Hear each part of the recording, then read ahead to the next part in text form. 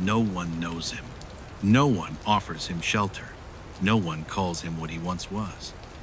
But 30 years ago, they all knew his name. They whispered it in boardrooms. They recited it in business schools. They built towers on the blueprint of his mind. His name is Chinedu Okafor, and before he became a beggar outside Okafor Global Holdings, he was the reason it existed. Long before suits and skyscrapers, there was dust. Ajegunle dust, the kind that sticks to your throat, and memory. Chinedu grew up in a 2-room compound where the water ran brown and hope cost more than bread. His father, Baba Chinedu, taught math at a public school that had no chalk and no funding, but somehow still had students. 3 shirts, 1 pair of shoes, but a spine that stood taller than any principal. Chinedu was the only son, wrapped in the responsibility of 5 younger sisters and a mother who called prayers food when food didn't come. The message was never spoken. But every time Baba Chinedu looked at him across the smoky dinner table lit by kerosene, it echoed, "You are the one who must break us free." And so, at age 6, he learned to count faster than grown men. At age 10, he was correcting market women and shaming thieves. At age 16, he made national news when he shattered every academic record in WAEC history. A scholarship came like prophecy. University of Lagos. The night he left Ajegunle, Baba Chinedu knelt by a slaughtered goat and whispered, "Go, show them that flowers grow from concrete. Show them a crown can come from dust." And so he did. Funke Adebayo was not born in the dust. She was born in Ikoyi, under chandeliers and British accents. Her father, Chief Adebayo, was the kind of man whose name was enough to dismiss parking tickets and summon bank managers. By age 12, Funke had attended 3 foreign summer schools. By age 15, she could read balance sheets better than she could recite poems. But she made one mistake. His name was Joe. He wasn't from Ikoyi. He didn't wear cufflinks. But he made her laugh, and when you are young and the world is loud, sometimes laughter feels like safety. Joe got her pregnant at 19. The shock was volcanic. Chief Adebayo didn't shout. He did what powerful men do, he erased. Joe disappeared like a bad line in a budget. The baby Kola was born quietly. Funke held him for 3 days. Then she handed him to strangers she would never see again. From that day, she stopped writing in soft ink. She used steel. Love was weakness. Power was survival. She buried the girl who had wept in secret, and in her place, a woman was born who counted doors, names, networks, and the value of silence. In her first year at Unilag, Funke met 2 men. One would give her a life. The other would haunt it. The first was Hamza, son of a retired naval chief of staff from Kano. He walked like royalty and kissed like rebellion. Their affair ignited behind closed doors. There were no promises, just pleasure and defiance. Hamza didn't ask for her past.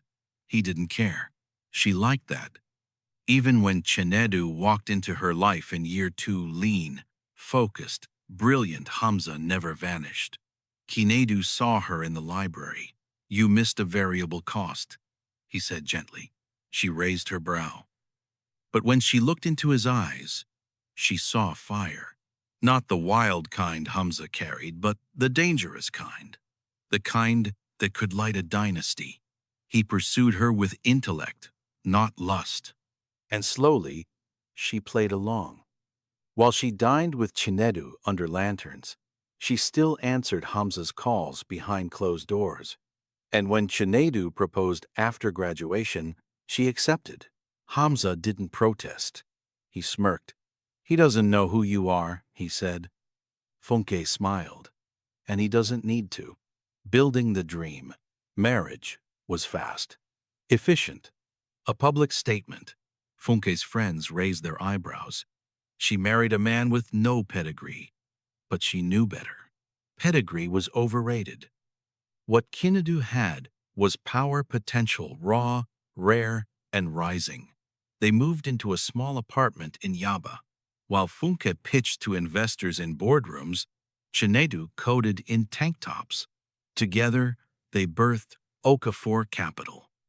In their first year, they bought a used Toyota Camry. In their second, they welcomed a son, Daniel.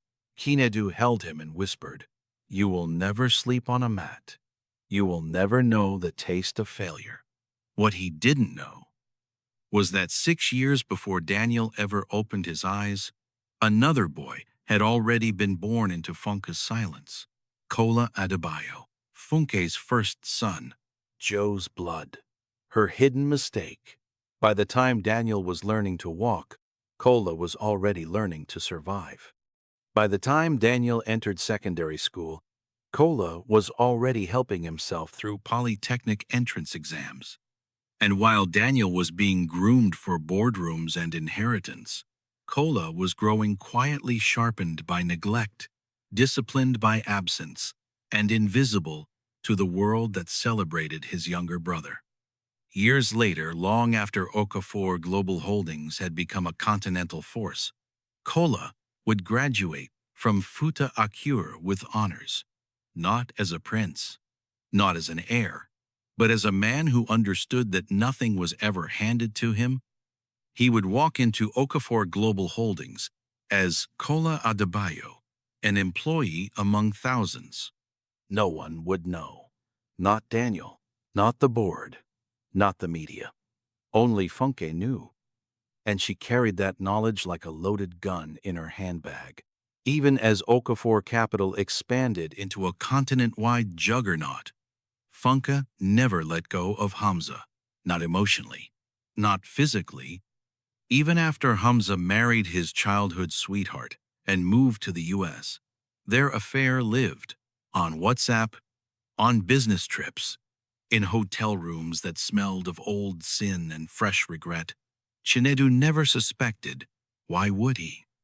He believed in equations. He believed in loyalty. And most dangerously, he believed in Funke, until a Tuesday morning shattered it all. The night the crown broke, Chinedu had flown to London for a strategic oil deal. He returned early, quietly. 4 a.m. He walked into the house with a necklace in his pocket. He planned to surprise her. The lights were off. The silence was velvet. Then he heard it. Laughter. Not from the TV. Not from the help. From upstairs. Low. Intimate. Familiar. He climbed the staircase. At the bedroom door, he paused. The laughter stopped. A whisper followed. He opened it, and there, in his bed, Hamza, his wife, the mother of his child, the queen of his company, and a man who had no business there. Chinedu dropped the necklace. The rage was instant. He lunged. Hamza stepped back. Funke tried to intervene. "Chinedu, stop!" He pushed her aside, not out of hate, but out of betrayal. She stumbled. Her head struck the edge of the nightstand. She dropped. Blood. Stillness. Chinedu dropped to his knees. "Funke?"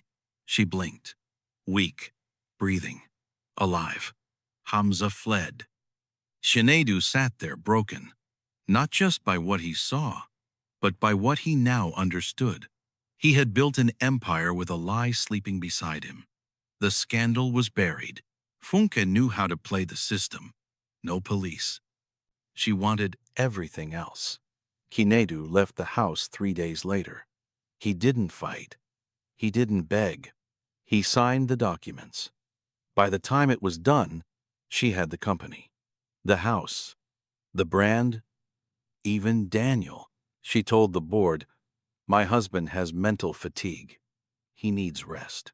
Chinedu said nothing, because some betrayals don't bleed. They whisper, and whispering kills slower. Years in the wind. He wandered.